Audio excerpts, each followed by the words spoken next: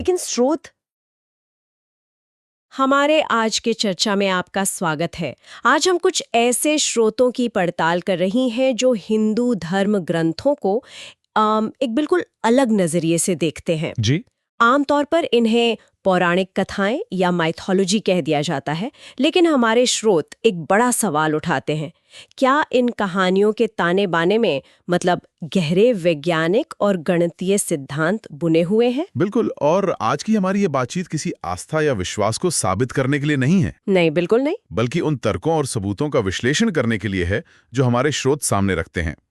इन लेखों में एक बहुत दिलचस्प विचार बार बार आता है, वो ये कि हम शायद कुछ नया इन्वेंट नहीं कर रहे हैं, हम बस उन चीजों को यही बात सबसे ज्यादा ध्यान खींचती है।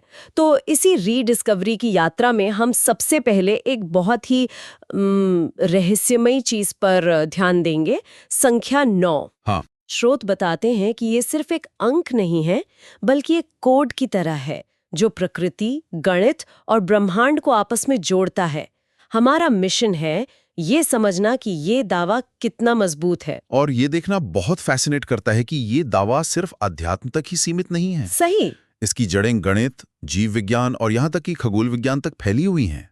ये एक पहेली की तरह है जिसके टुकड़े हर जगह हर तरफ बिखरे हुए हैं। तो चलिए इस पहेली को जोड़ने की कोशिश करते हैं और संख्या 9 के रहस्य से ही शुरू करते हैं। सबसे पहले इसका गणित ही बहुत अजीब है। मुझे याद है स्कूल में सिखाया जाता था कि 9 का पहाड़ा याद करना सबसे आसान है। हाँ, बिल्कुल। 9 को किसी भी अंक से गुणा करें तो जो जवाब आएगा उसके अंकों का योग हमेशा 9 ही होगा। हाँ, ये इसका सबसे बुनियादी लेकिन सबसे अनोखा गुण है। जैसे 9 गुणा 2 हुआ 18 और 1 जमा 8 9। 9 गुणा 7 63, 6 जमा 3 फिर से 9।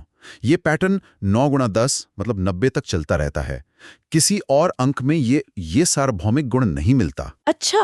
गणित की भाषा में इसे डिजिटल रूट कहते हैं। ठीक है, ये एक दिलचस्प गणितीय क्वर्क है। लेकिन स्रोत इसे संस्कृति और जीव विज्ञान से कैसे जोड़ते हैं? क्योंकि गणित और संस्कृति तो दो बिल्कुल अलग अलग दुनिया लगती हैं।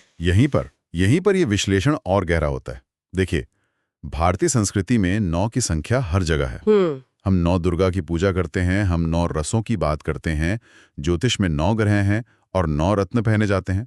ये सब कुछ 9 के इर्द गिर्द क्यों है? हाँ, ये सवाल तो है। तो स्रोत तर्क देते हैं कि इसका जो सबसे बड़ा कारण है ना, वो प्रकृति से जुड़ा है। इंसान का गर्भकाल यानी जेस्टेशन पीरियड 9 महीने का होता है। ठीक 9 महीने का होता है।